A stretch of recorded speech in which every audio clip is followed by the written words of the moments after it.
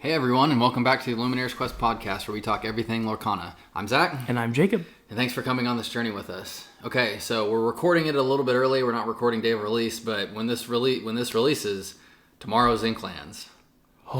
Tomorrow is into the Inklands. If you're listening to this on release day, tomorrow is the local game store release for Chapter 3.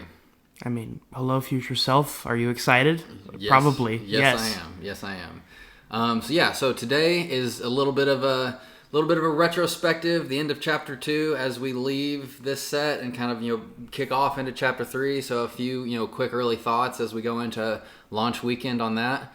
We're going to have, talk a little bit about both sides of the chapter as we turn the page to the new season here. So with that said, let's get into it because we got a bunch to talk about today. So as always, everyone, thanks for listening. We're available on all the major podcast networks if you're listening / watching on YouTube. So Apple, Spotify, iHeartRadio, Pocket Cast, Overcast, any of the big ones like that. We also do have a YouTube channel for all of our unboxings. If you're listening to this on opening day, we are planning on doing a live stream of the initial cards that we get tomorrow on release day. So come check us out for that. And we have other YouTube content and unboxings and things along those lines, so you can check us out there. We also can follow us on Twitter at LorcanaPod. You can email questions into the show at lorcanapod@gmail.com. And as always, thank you everyone for using our TCG Player affiliate link. If you are looking to buy singles for the new set, if you want to support the podcast, the best way to do so is to use our TCG Player affiliate link. You just buy your singles like normal, and we get a percentage of that as part of the program that we're built into. And so again, everybody that has used that in the past, we greatly appreciate the support that you're showing the show, and we appreciate everyone listening and supporting and following along with us as always. So thanks everyone for being here. We can't thank you all enough, and it's been a fantastic journey, and I didn't know if we would make it 2 seasons when we started, but we're on, this is the last episode of our second season, moving on to season 3. So very thankful. I'm very thankful that we got here and for you guys. So thank you guys for all of the above here. Yeah, so questions / comments from listeners. I don't have any specific questions / comments this time. A lot of the interactions we have been having are just kind of all around the new card releases. And so, seeing what people's hype about, seeing what people are excited for, talking enchanteds, talking enchanted locations, talking, enchanted items / songs and things like that. So yeah, I think that with that said, we can have, work a lot of those comments into our thoughts as we move forward with some of the Chapter 3 talk. So is it too early to talk Chapter 3 card of the week, or should we send this off with the Chapter 2? Chapter 2 needs its final hurrah. So I think you got to go with the big bad then of Chapter 2, right? I think you got to pick a banger to go out on. I think even if it's a repeat, I think do it. I think that's a good call. I think even if we're gonna go into it, we have to go with the we've talked enough about the cards. Let's just pick our favorite card from Chapter 2. We're ending it. We can both pick our favorite one. I said going in, Cinderella Stouthearted would probably be my favorite card. It's definitely up there, but I think Lady Tremaine is probably. Oh man, that's a tough one. As I say Lady Tremaine, but as second I say that, I've been playing the Sapphire Steel deck. I'm gonna switch it up. We've talked about Tremaine a bunch. I'm gonna say Cogsworth, Grandfather Clock. Cogsworth, Grandfather Clock, my favorite card of Chapter 2. I'm glad you said that because mine is Lady Tremaine. Okay, perfect. There we go. That saves it then. Yeah, I think the Sapphire Steel ramp with Cogsworth is really fun. I think Lady Tremaine we've talked about 10 times probably, being fantastic card. So I guess kind of gives you our input into where our heads have been for the past set. So. Well, yours is recently. It's probably been 3 weeks now. Yeah. But yeah, I caved. I bought some Bell singles from TCG Player. Wow, there you go. And finished my Sapphire deck, and so yeah, it's been really fun. But I like I've said multiple times on past episodes, I'm just not the best Ruby Amethyst player. Steel Song player, I'm terrible Steel Song player. I just know that I don't have the rhythm down, and so it's been the most successful deck for me. So yes, I'm definitely a Sapphire Steel fan at this point. Cogsworth, is really really important card there. So I like the pick. Yeah. So okay, what's on our mind? News / league recap. I actually have something separate. Okay. From just like the normal news and stuff we're going to talk about. I finally won all my, I said coming into the year, my goal was to win all the matches in a night, and I did it. Was that my goal. Was that our last one?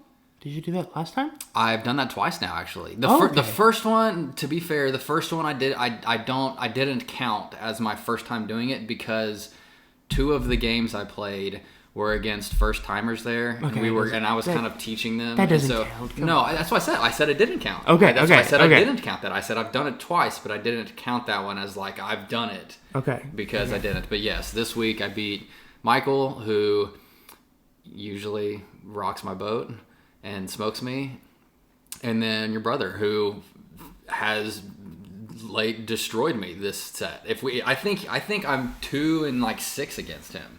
This split. That's awesome. Like he's murdered me, and I'm super proud of him because I think early on he was like, he wasn't.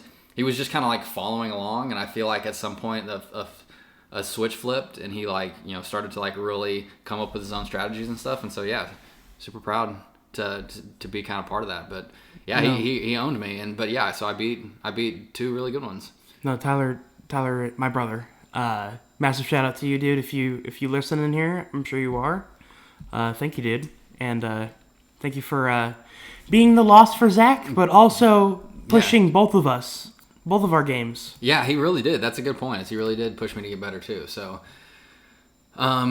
anything on your mind outside of like the Chapter 2 retrospective, Chapter 3 stuff that we're gonna get into? Anything else? Before, like on the news side? Yeah, or just league recap type stuff, or what's on your mind? Anything outside of the stuff we're already going to say?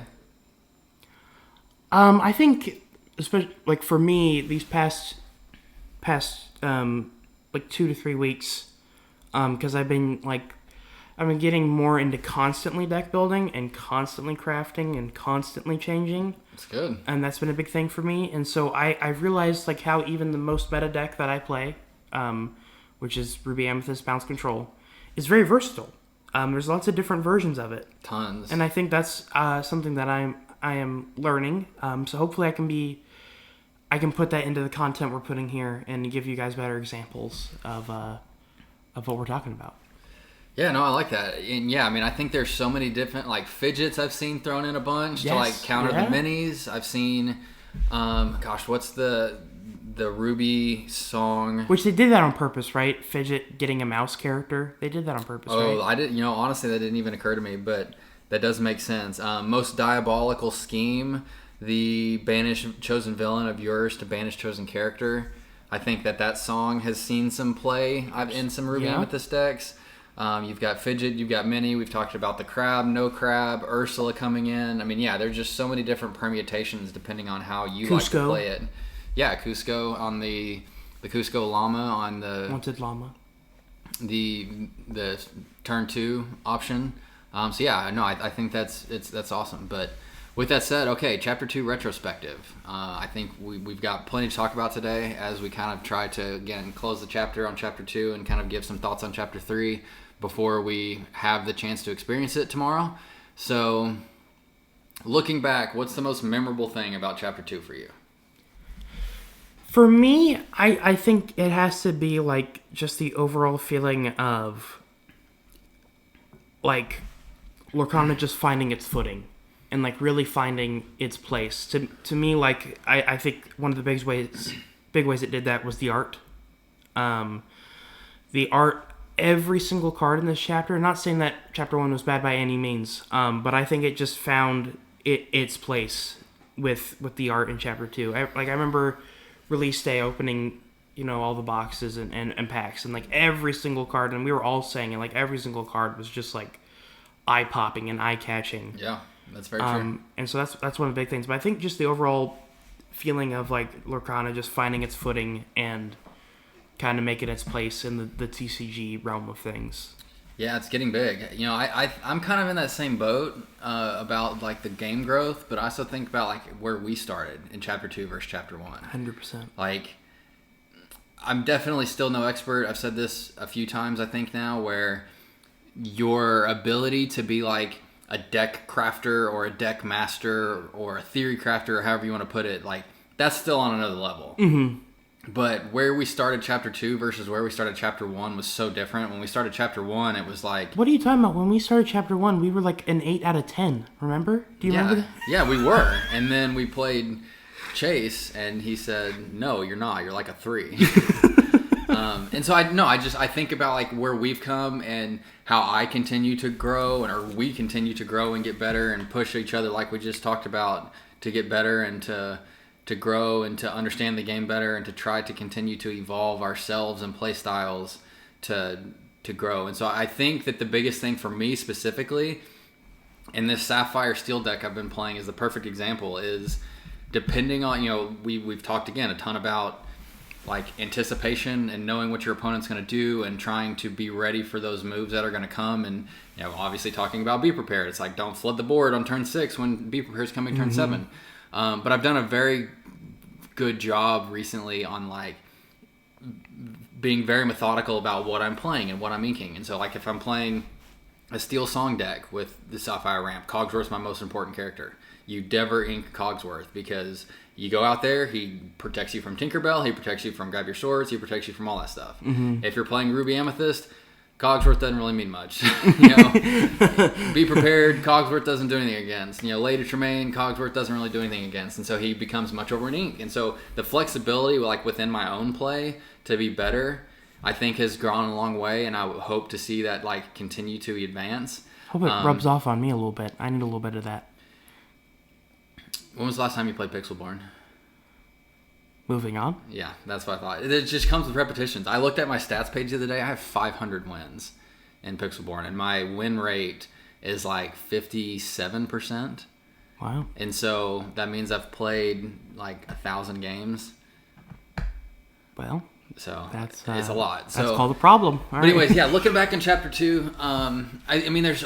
I don't think there's really any bad. You know, I mean, I think we've, you know, in the like awards episode, we obviously talked a little bit about how like, you know, obviously Ruby Amethyst is the most annoying deck, which, you know, looking back, everything was like, how do I counter Ruby Amethyst? What do we do about Ruby Amethyst? At the end of the day, like, there's always going to be a strongest deck. Like, there's always going to be something that's better than everything else, usually. And in every kind of strategy game I have ever played, I've never played a TCG before this, but every strategy game I've ever played, there's always been the meta deck that everything else is built around. That's how it'll be. And so I don't necessarily look back negatively on that, especially since there were so many other good decks that popped up. I think it was a very healthy meta. We've talked about this too on the Floodborn episode, but the Floodborns I think were very weird. Like Beast, Tragic Hero, didn't really have a shift target. Like I don't think anybody ever played that and shifted that ever. Like I don't think that ever happened. So I think that was a weird, you know, like some of the interactions on the Floodborn. Same thing with like Lady Tremaine. I know she was shifted some, but she was still mainly used as like a normal character. So yeah, I think the Floodborns were a kind of weird one this time. It's weird that this set was Rise of the Floodborn when really only thing that would allow that name to happen is because there was an increased amount of them. Yeah, I've rarely shifted anything this set. I think that's the big thing about like going into chapter 1. You would think like, oh, one of the best abilities of the game. I think we even talked about it was shift. Yeah, and I still think that to some degree because you can catch people off guard. But the only thing I think I ever really shifted was like Cinderella Stouthearted. And that's usually because she could attack readied characters, and so if you have that shift on, she can do it on the turn she shifted with something else singing. And so, yeah, it's just a weird one because everything else, you know, on chapter 1, you would usually play the baby versions, as we would always call them, on like Tinkerbell Tiny Tactician or What's like Stitch, New Dog, all of those shift targets, because there just weren't better options. But with the Street Rat is another. Yeah, like, I mean, the Street Rat's still pretty good if you're playing Heroic Outlaw, because it allows you to challenge. But yes, I mean, you were always shifting those characters because there weren't better options. Now I think there are so many cards and options available that there are just better options in those earlier slots. And so you don't need to shift as much, or you're not playing those characters to begin with. And so that ability to shift on there just isn't there as often. But yeah, I mean, I think the biggest shift, like, ability impact that you have is still Tinkerbell onto Tinkerbell Tiny Tactician, because you shift her on, and then you sing that same turn, and you do 3 damage to everybody.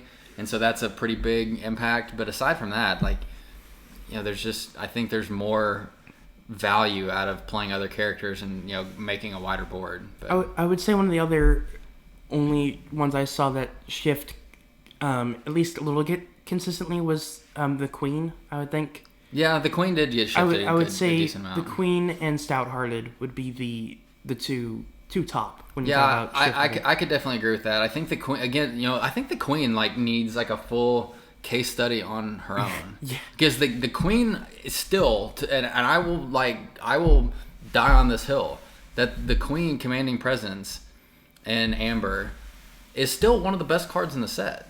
Like, I still fully believe that. It's so weird. I think everybody just got so good at playing around her that it just became... She's so versatile.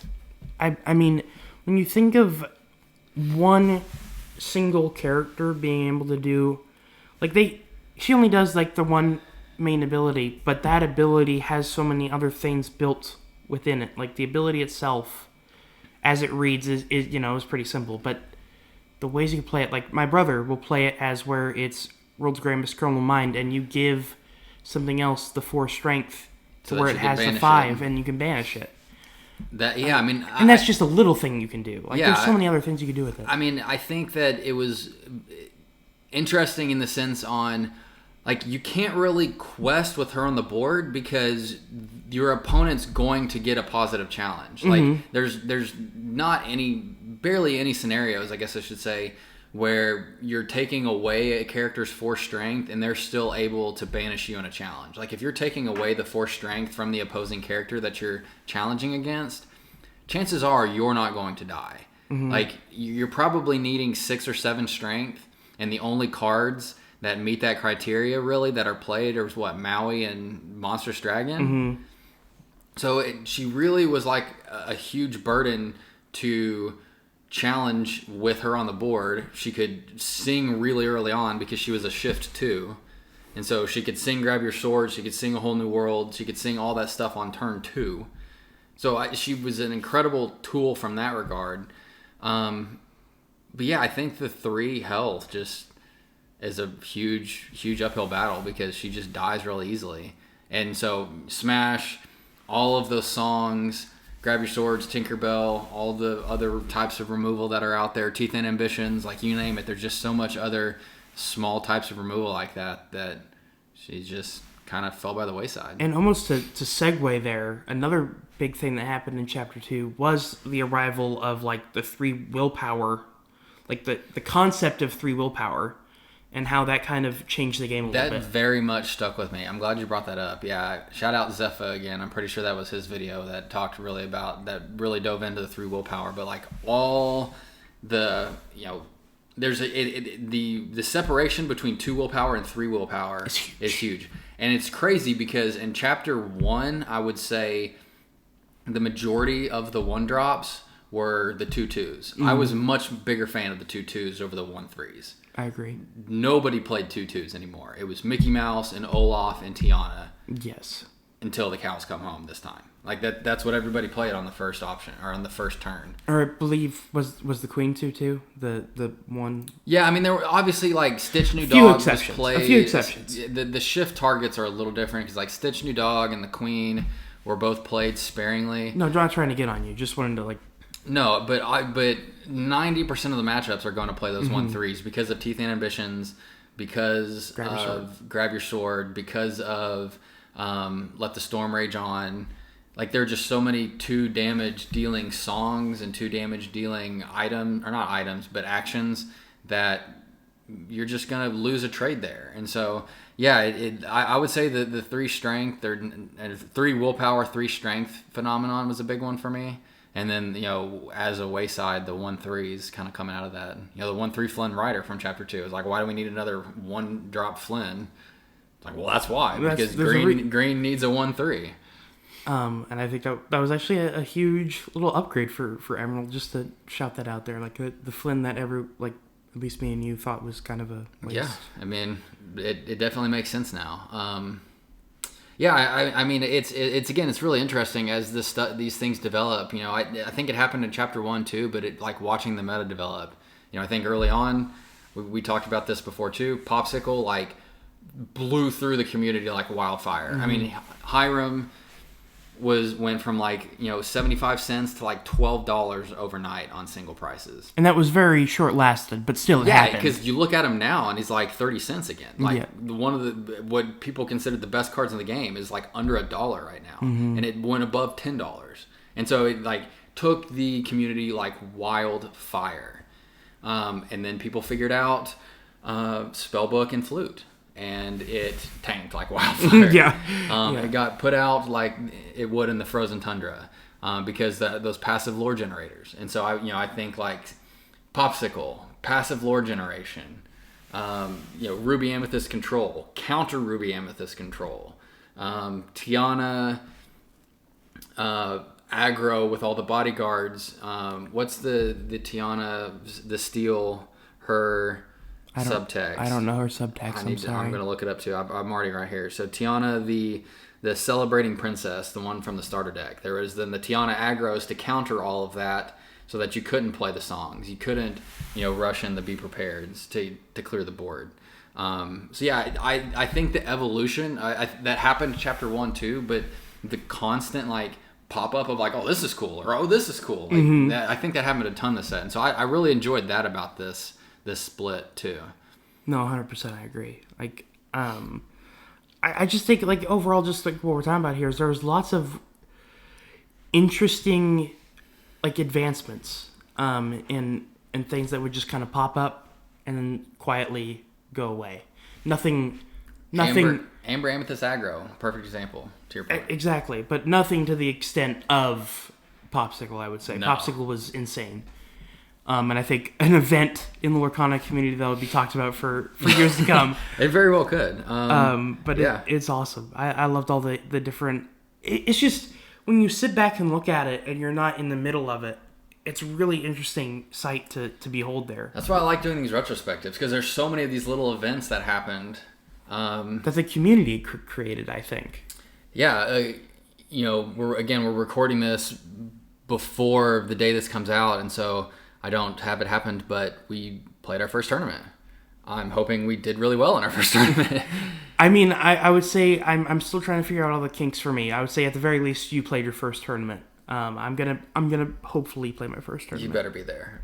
I'm kind of nervous because I usually have pretty good opponent manners. But it's just you're in such a different realm when there's money on the line, and so you have to be on your best behavior and actually do a really good job of talking through it all. I don't know if we play each other. I don't know how I'm going to handle that. Just give me the win and call it good. Just I might. Dude. No. So this is going to be a fun thing to talk about, but moving on to our next little thing here. I don't think you can talk about Chapter 2 without talking about Bounce. Yeah, so I'll give a little my story on it and how I first heard about it. So Amethyst in before Chapter 1 released was my favorite ink, because I just thought it was it seemed really unique. I liked a lot of the characters within it. I think you were a big spell guy too. I think you liked the spelly kind of side of it. Yeah, I mean, I thought from the other side, I like that. I like the Facilier build that I thought a few people thought was going to be meta that never was. But overall, just the card draw as well. I really liked all the card draw that was going on, which is obvious for nowadays. But then I just loved Amethyst. I've always loved Amethyst. And so I played Ruby Amethyst Control during Chapter 1.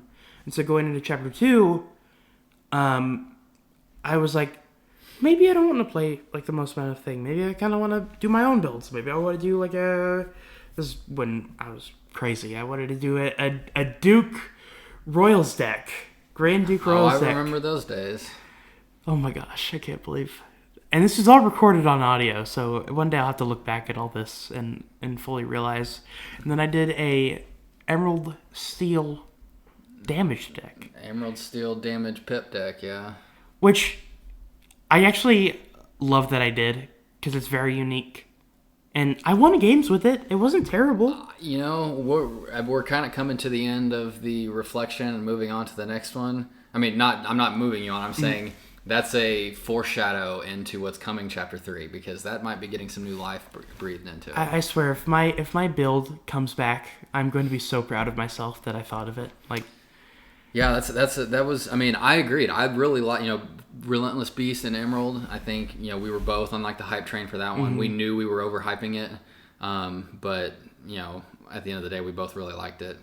But really, to talk about that, that was kind of my that was my intro, and then I heard about all of the Ruby Amethyst talk.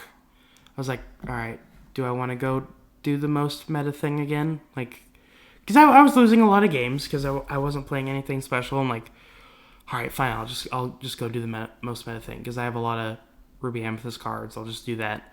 And I completely fell in love with the playstyle and bounce archetype and the bounce build.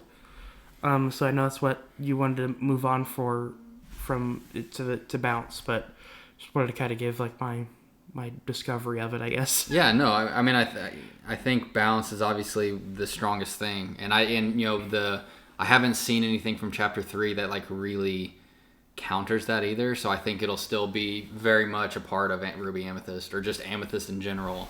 Those 4 core cards of Rabbit, Snake, Fox, Goat are still going to be really, really, really strong. But yeah, tier lists. I think our tier lists were really good this time.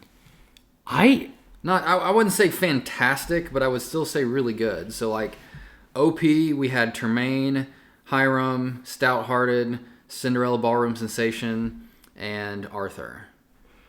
Go through it one more time. I want to... Tremaine, Hiram. Okay. Cinderella Stout-Hearted, Cinderella Ballroom Sensation, and Arthur. I think that's fair.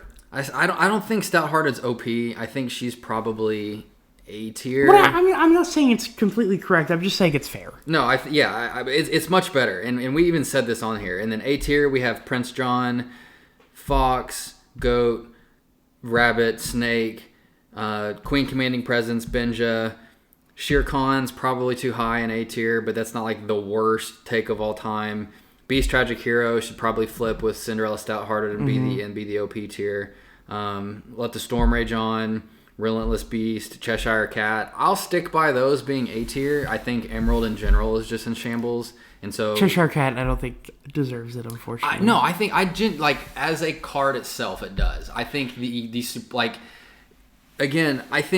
I love that card so much. I think Mem Fox in a vacuum is terrible. I think the supporting stuff around her is what makes it so good. Same thing. I think Cheshire Cat in a vacuum is fantastic, but the supporting stuff around it is terrible. So It's kind of flip-flop from that regard. Nick Wilde, Popsicle, Sorcerer's Spellbook. I think all those are fair. B, we have Teeth and Ambitions. You've got Alice, World's Greatest Criminal Mind, Cogsworth, Gaston, Powerhouse, Minnie Mouse Surfer, Let the Storm Rage On, Scar, Noi, Pinocchio, Floodborn, Flynn Rider. I think all of those are relatively good takes. I mean, Alice maybe doesn't belong there. Cogsworth maybe belongs in A tier. But I think everything else is like pretty solid there. The one thing that I'll call out, I don't want to go through all of these for the rest of it, but the one thing I'll call out before we move on, Mufasa in C tier, and we even said when we put it in C tier, this is going to be a bad take looking back on. It's always the Amber Legendaries, right? I vividly remember us saying this. We're going to look back on this and regret it. Yeah. And somebody finally figured it out that's smarter than me. And, of course, I would say it's probably an A-tier card. I think that's the perfect way to put it. Okay, so let's talk Chapter 3 now. I wanna say one. Can I say one last thing about Chapter 2? I don't know why, but I feel sad. I feel a little sad that we're leaving Chapter 2. I know we're not. I know it's a weird way to say, but I feel like more nostalgic towards it than Chapter 1. And I know that's a weird thing to say. I'm definitely not. I'm more ready for this new set than I was for Chapter 2, I think. And I think I am as well. I think that's yeah, I'm in a very much different spot. Card availability is much different now. I mean, when we were leaving Chapter 1, it's like there are still cards I need a bunch from Chapter 1 to finish playsets to be able to play. Like I still needed Rapunzel's, I still needed Surfer Stitches, I still needed Monstrous Dragons and Bells, the Legendaries, and so there were just so many cards I needed that I was like, I'm not ready to go have to get all this new stuff now when I don't have all the old stuff. I feel like I'm in a good place now from all the cards we have to be able to play what we want. So from that respect, it's a little different. But no, I'm super ready to go. I early on I wasn't ready for locations, but I'm definitely coming around to it. Mm-hmm. So yeah, I can understand what you're saying, but I think I'm just saying I feel a little differently, which obviously we each are a little different, so that's no big deal. But I'm just gonna miss you, Chapter 2, and I appreciate you, Chapter 2. Yes, Chapter 2. We are closing the book on you and moving on to Chapter 3. Alrighty, into the Inklands. What's the most thing you're excited for? Thing you're most excited for? However, I said that wrong, I think, but. All right, I'm just gonna say it because it's on the mind. Amethyst being good again, continuing to be good. Yeah. Again, that's my favorite ink. So Amethyst continuing to be, I think, the powerhouse that it's always been. What, you mean Jafar plus A Whole New World is just incredibly busted? I think even if you take that out of the picture, obviously it's different. But even if you take the Jafar out of the picture, which we'll talk about that card as its own category here. But there's a few cards that it's like, do they just want to put these in Amethyst to just make it their, is Ravensburger's favorite Amethyst? I mean, it might be.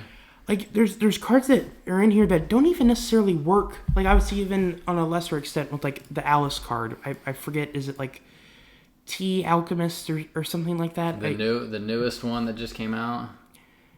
Or one of the last releases from Amethyst? It's the super rare, yeah. She and that's not, I don't think it's gonna be a crazy card, but it's couldn't they have that's a bonus to any other ink could have had. You know what I mean? Exert chosen opposing character, all other opposing characters with the same, and all the opposing characters with the same name. I mean, I think that's the it's a little niche with all other opposing characters with the same name. Still, it's that could be really, that could be down the line a really good counter to a deck. Couldn't they have given that to another ink? Why does everything, counters and everything like this always has to be in Amethyst? I think it feels like that to you because that's the way you like to play. I think it fits your play style, and so you get it the most. Granted, I'm not disagreeing with you. I think the best cards released are in Amethyst. I think the Jafar card is by far and away going to be the chase card. I think it's going to be Chapter 1's Rapunzel, Chapter 2's Tragic Beast. I feel very, very strongly about that. If I'm doing a tier list today, it's in a S plus category, and everything else is below that. I agree. I don't really know what I want to play. I've been having a ton of fun with Sapphire Steel and kind of want to stick to it. I love the new Grammatala. I love the new item, the Heart of Tefiti, that lets you put cards from your inkwell from your deck into your inkwell directly. I like the locations that allow you to put all the cards from there that are banished into your inkwell. So I like a lot of the things that are coming out from Sapphire, but I think it's a little underwhelming compared to some of the other inks. But in general, I think the thing I'm most excited for, which I don't want to get into it all necessarily right now because it's a little bit off topic. So I'm just going to say two things. First one, being organized play stuff. Rockstar Stitch Enchanted and Playmats. That's probably the first thing that comes to mind because I want that card so bad. But if I had to say what specifically about the cards in the set I'm most excited about. It's probably the Sapphire stuff, and again, I think that's just a little bit selfish. Yeah. It's a bad word because that's what I've been playing. But I really, really, really have been enjoying playing Sapphire. I want a Lucky Dime brew to work. I really, really, really love the Lucky Dime and would love to figure out a way to make that work. I think it makes other cards a lot stronger because, like Bell, for instance, you might not always be able to get Bell off and get that 5 lore, but if you play Bell after Lucky Dime and then you use your Lucky Dime, you still get the 5 lore from Bell. So I really like that interaction and synergies you get. And then the last thing I'll say, and then I kind of want your take on this one, but the other thing I'm really excited about is breathing new life into older cards. I see that, and I see what you're saying. I think there's a few examples of those, quite a few, I'd say. The first example I want to bring up is one that hits near and dear and is close to you, and that's the Beast card from Steel. And no, not the Tragic Hero, the other one, the Selfless Protector. Okay, I haven't heard this yet, I don't think. No, I don't think there's like anything super like that I need to say specifically about him.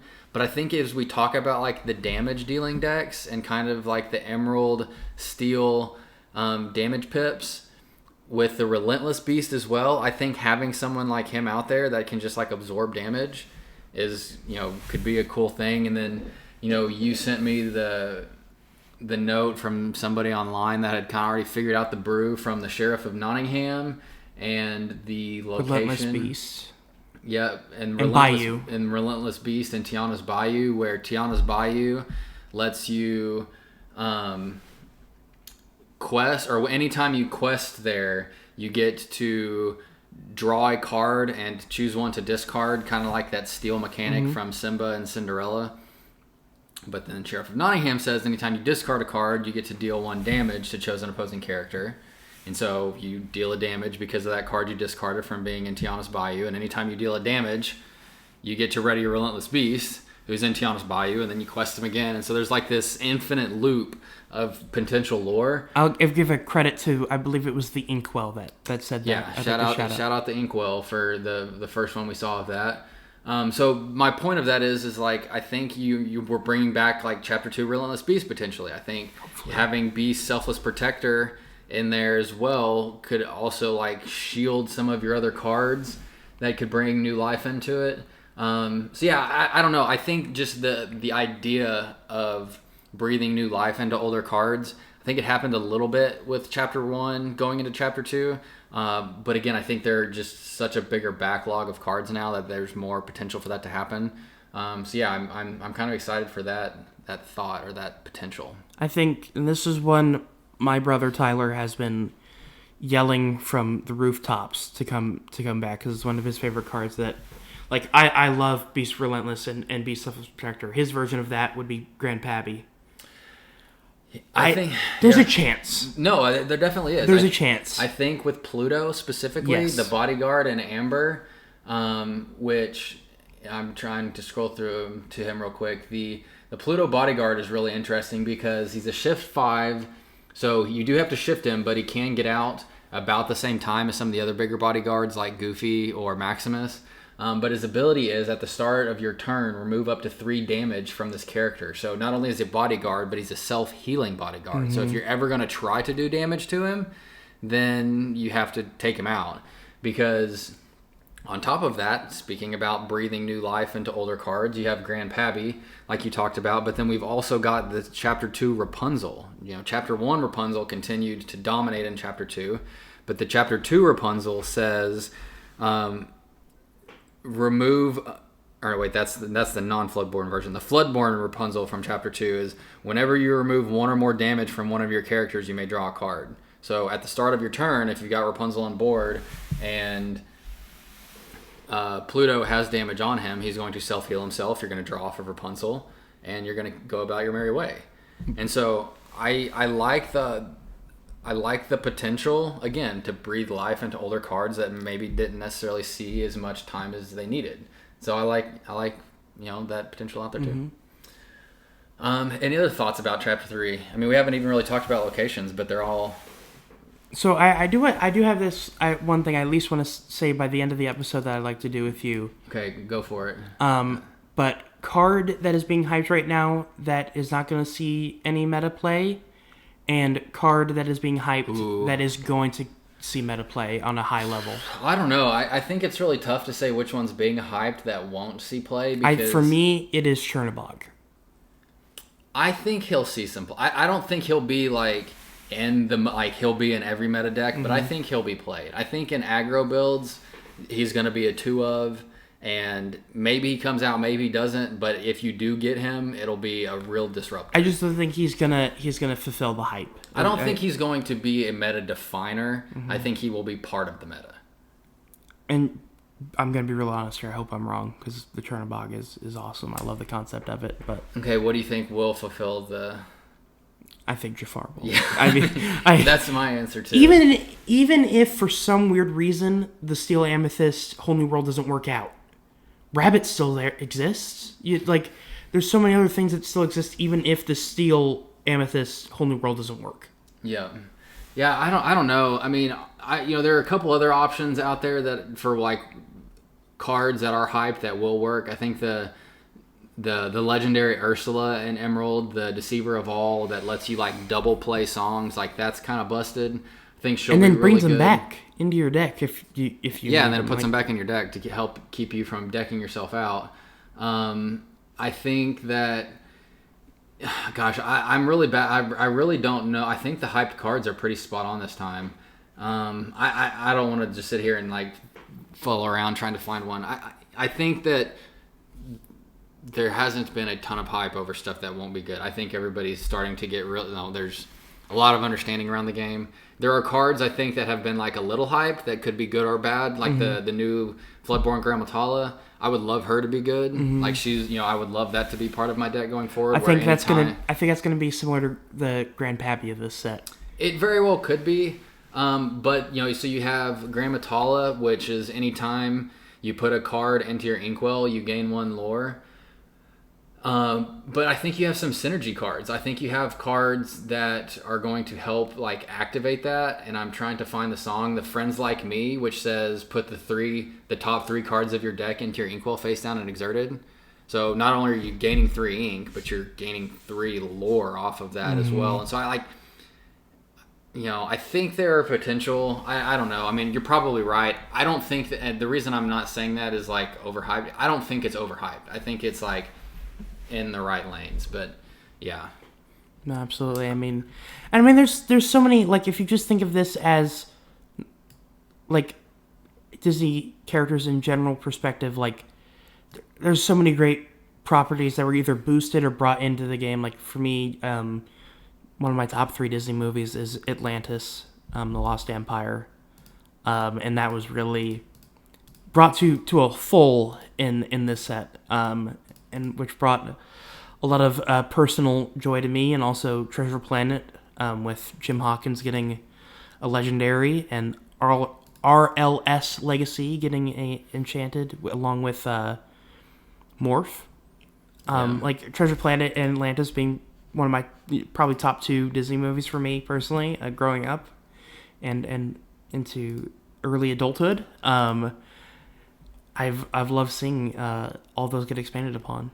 Yeah, I've rewatched Atlantis and Treasure Planet since then, but okay, we gotta wrap up with locations. I think I know we've talked about them a couple times, but now that they're all out, I think it's important to at least like give our terrible perspective so we can look back and see how wrong we were. I don't want to talk about. I mean, we're gonna talk about them, but it's like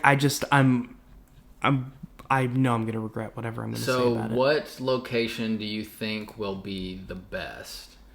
We've got DeVille Manor, Fang, River City, Jolly Roger, Maui's Place of Exile, Nottingham, Neverland, Montanui, Sorcerer's Tower, Bell's House, Agrabah, Forbidden Mountain. I think there's a few others that aren't necessarily right here. Cusco's Palace, RLS Legacy, the Bayou, Tiana's Palace, Pride Lands, Queen Castle. Yeah, I mean, I think there's 3 per ink. Yes, I think you're right. So which one do you think will be good? Which one do you think will not be good? I think Jolly Roger is Well, are you good? Is it good or bad? is good. Okay, that was gonna be my good take too. I think so. We'll go through it here. So it's a 1 cost, uninkable.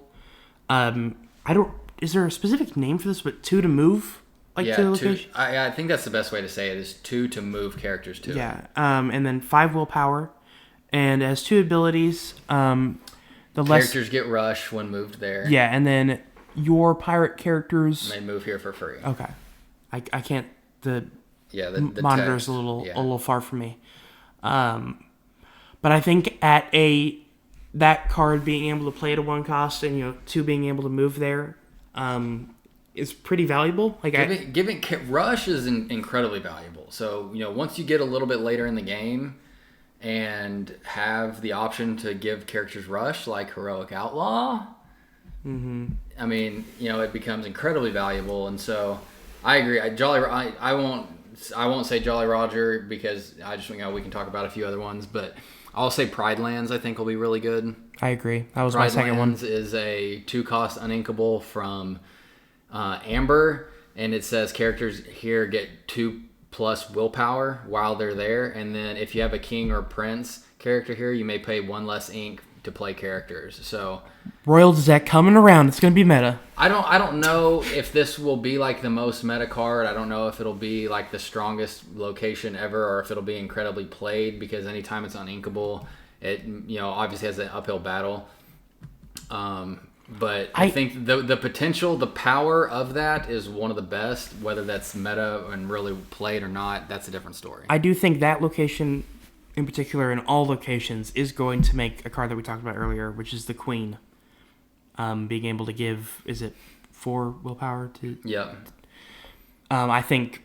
That's a good point. Just with how beefy locations are, in general. I think the lowest. What's the lowest? 4. That's just the a lowest. 1. Lowest is 3, I think, right on Bayou, wherever that is. Does Bayou have 3? Okay, yeah, I didn't realize that. Which is the only one that has 3, I believe. There's 7, 8, and those are all I think the highest ink we have is 4 ink. Yeah, I think the highest is 4 as well. So I think that a card that will get even more resurgence will be. There's even a 9 willpower I just saw on the McDuck Manor. Yeah. I think a resurgence for the Queen. I think could be giving just a little hot take there. I would like to work Montanui into my Sapphire deck, which anytime a character is banished from Montanui, it goes into your Inkwell. So basically, everybody turns into Grammatala. So for ink ramp, I think it slows you down a little bit because you have to pay to move characters there, but everything turns into ink, and so does that initial cost pay off in the long run? I don't think it works when it's counteracting itself. Like, you know what I mean? Even like when something you're trying to do is counteracting what, you know what I mean? Like when you're trying to ramp, but playing it keeps you from ramping? Yes. You know what I mean? Yeah, I don't know. Again, I think that's what I'm saying. I don't know if that one's going to be good or not. Regardless of all of that, I think there are a lot of interesting ones. I've said 100 times, I'll say it again, I'm not a brewmaster by any means. I don't know how many locations you should run. Like, I don't know if you're running a steel deck, you need two different locations there. Like, or my prediction is one per deck. Probably location. So, maybe 2. And the only reason I say 2 is because, like McDuck Manor, for instance, it's a 4 cost, and it has 9 willpower, and it grants you 2 lore. So it's kind of a vanilla that it doesn't have any abilities to it, but the fact that it's giving you 2 passive lore every turn off of a 4 cost. I mean, that's like a flute that you don't have to sing for. And 9 willpower is a lot of willpower. Yes, it is. That's so I don't know. I think that like if you're treating it just like a character card that's kind of going to go out there and be annoying, then you could potentially have, maybe more than 1. But yeah, I think in general you're probably going to have just 1. I don't know. That's I'm a noob too. That's where I'm at. I think you're going to have 1 that you actually want to move characters to, and then maybe another one that just passively generates lore like that. Again, we'll look back on this and we'll say I'm incredibly wrong, but that's kind of my take, I guess. So,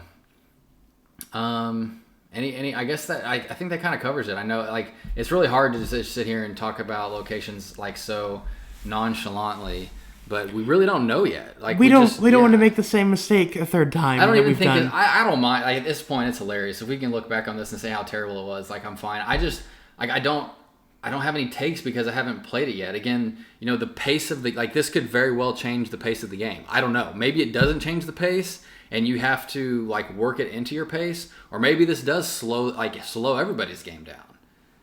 Like, do aggro decks play these to make them more aggro or make them more annoying, or do they just bypass locations and say we're just going even harder into the 20 lore? I don't know, and that I have no idea.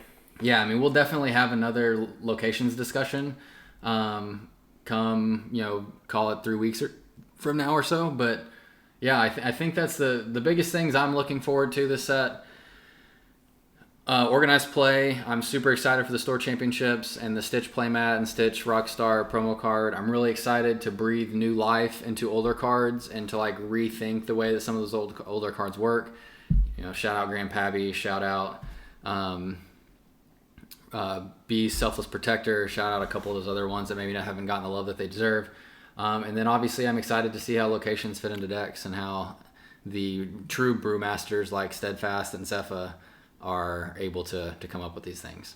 I mean, I think there's a lot of tools in this set, especially with locations, that are going to be just very interesting to see how it all plays out. And that's really what's going to be, we were talking about those events in Chapter 2. It's going to be really interesting to just look back from afar and kind of witness all the ups and downs and all the changes that's going to be happening. I would think there will be a bunch of that too, because I don't think people will have this figured out right away. I think we'll think we have it figured out, and then there'll be something else that comes along and be like, oh, they got it figured out. Something else that comes along.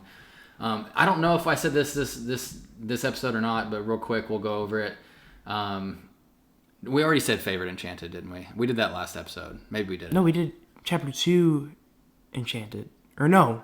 You said Kita. Yeah, you said Kita. I think we've talked about it. That might have been last episode, but the Enchanted, we'll just talk about the Enchanted in general. Like, their art style is all very distinct. Yeah, it's all very similar, I think, this time, too. Like, a lot of them look very, like, portrait-y. And I believe, was it Steve Warner that said that they're going to continue where, like, each Enchanted set is going to have its own art style for each set, and they're going to continue that? Yeah, I'm down for that. And honestly, I think that this is probably overall my favorite set of Enchanteds yet. I think Chapter 1's still probably mine, just because I'm like really connected to those now. And that's fair. Like, I'm already nostalgic about them. Like, I've only got one, but I really want Maui. I really want Heroic Outlaw. I really want Genie on the Job. I really want the bell that Tyler has. Sure. So there's just, I mean, and I think some of that has to do with the characters too. Like, Genie's super iconic, Belle is super iconic, Aladdin's super iconic. Obviously there's a Mickey one here and a Maleficent one here and a Painter one here, but I think in general, I just, it's already weird. I'm nostalgic about it, and it's 6 months old. But... No, I get it, because I feel kind of weirdly the same with Chapter 2, and I know it's even more weird. Yeah, but okay, final thoughts after this. Chapter 3 will have come out, and we're going to be in the thick of it. So final thoughts before Chapter 3 comes out. Let me hear it. I'm just excited. I think that's just the overall, it's exciting. Obviously, we're excited about every new chapter release. But I just, a big question on my mind that I'll end with here for me is Ruby Amethyst going to continue being the meta? I think that's a good question. We need to, so let's, gosh, we're 53 minutes in now. We're on a long one, but I mean, I don't know. You're having a mental breakdown over here. Yeah, it very well could, because I don't think there's anything that's like, I think there's cards that have made other things better, but I don't think there's anything that has like really countered Ruby Amethyst to make it worse. I mean, obviously you have some of the Emerald stuff, like the Ursula that sings. Then you have Bare Necessities that shows people your hand and makes you discard a card. There's the Ursula does the same thing. Ursula from Emerald that does the same thing. Then there's the Ursula Singer from Emerald that lets you replay songs. So like Bare Necessities, you can make them discard 2 songs. So I think there's tools out there in general that disrupt. But I think there's so many like just tools that Amethyst has and Ruby has to just make it really, really rock solid. So do I think it'll be really good still? Yeah, I think it'll be fantastic. I'm hoping that everything else kind of like elevates to it versus like it coming down. Yeah, I don't know. I would like to make some like spicy takes right now and just like really kick it off and just be wrong about everything. But my spicy take is that Weeby Vanderquack is going to be the best card. Whoa, Webby! Webby, whatever. What? I mean, DuckTales! I haven't watched DuckTales. She was in the original. Spencer's going to shoot me for that, but I've never watched it. But yeah, I don't know. I'm super excited. I'm being very indecisive because we're way over time here. But no, I'm really excited. I'm incredibly pumped for all this new stuff to come out. I think there's a lot of fantastic things that are coming. I think it's gonna like really evolve the game versus kind of just like a step change. I think it's really gonna change it, which is gonna be fun to have to deal with all the new things and learn the new things. And then the organized play. Organized play is gonna be it. I'm excited for organized play because I want to win my Stitch Rockstar. I think you'll get it, dude. You'll get it. God, I hope. All right, that's it, everyone. Welcome to Chapter 3. Thanks for listening. Thanks for supporting. And we'll catch you next time with the weekend recap from Chapter 3 release. All right, thank you, guys. Thanks, everyone.